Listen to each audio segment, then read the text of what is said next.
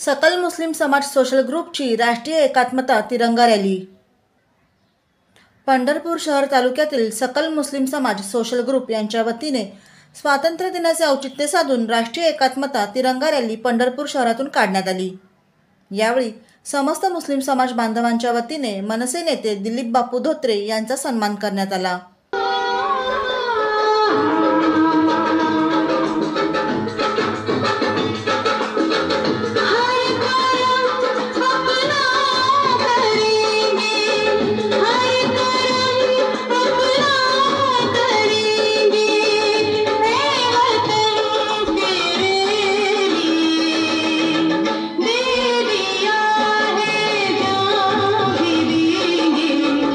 यावेळी मुस्लिम समाजाचे नेते ॲडव्होकेट यासिन शेख, समाजसेवक बशीर शेख, आरिफ बेळगावकर, बाळासाहेब शेख, गौस धारूरकर इत्यादी उपस्थित होते।